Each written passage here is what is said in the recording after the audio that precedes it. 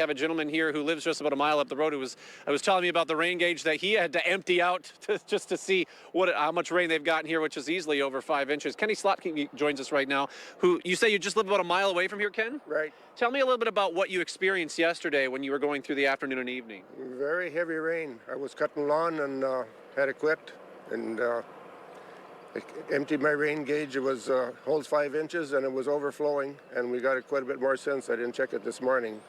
So where you are, I know there's back up County Road B here a little bit. There's quite a bit of high water, quite a bit of standing water. Is something like this common during heavy rain events, or is this unusual, you think? I've never, ever seen anything like this before. Never. There's water standing everywhere around my place. Yeah. Tell me a little bit about what your feelings are when you come and you see something like this. I mean, County Road B completely washed out in this spot. The power of water really is incredible, isn't it? It's unbelievable how much water there was. It just, this culvert has never been anything like this before. How long do you think the rain lasted? When you said it started maybe after about 4:30. How long was it raining here before you finally got a break?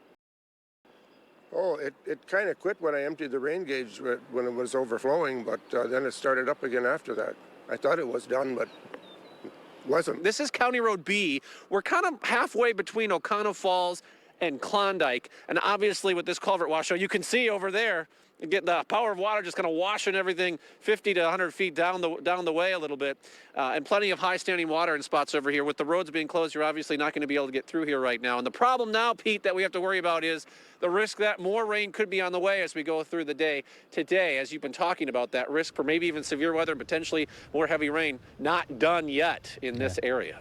Hi there, Pete. Good morning, everybody. Yeah, the flash flooding that was occurring across much of Oconto County, many of those highest floodwaters have tried to subside through the overnight hours, although there now are some roads that we're dealing with closures. Melissa will have more on that in a moment.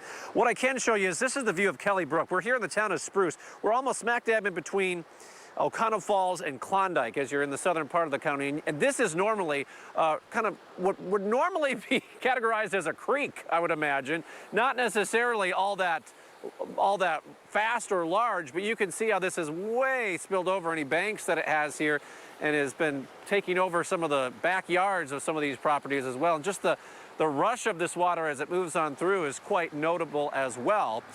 There's many farm fields with standing water in it right now that they're trying to find ways to get rid of. And as we showed you a little earlier on this morning, roads that have had culverts completely washed out and just have gaping holes which has shut down those who commute through that area completely, including on County Road B, where we were a little earlier here, just up the ways a little bit here in the town of Spruce. I wanted to take you back to this spot, probably the most dramatic view of what the power of this floodwaters has done here in Oconto County, at least that we've seen this morning. We were here about 2 hours ago, but daylight is showing it off a little bit better right now. From that culvert, you can see right there, it's been completely washed about 100 feet away down what is now this area of water that's subsided quite a bit from the flooding earlier on. But you can see this is County Road B, or it was County Road B. You can't get through here anymore, obviously. With this culvert washed out, the road has completely been taken out in this spot, just cut clean off there on that side.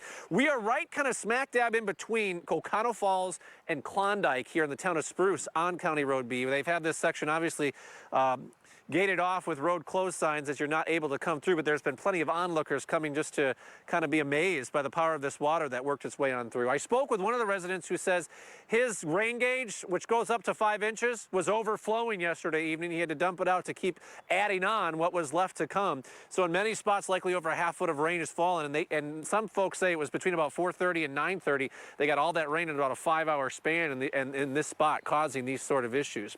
If you come across standing waters, there have been some reporting that some of the roads still have standing water on them that weren't washed away like this. A reminder for you that you shouldn't be driving through floodwaters right now. Turn around, don't drown is what they say.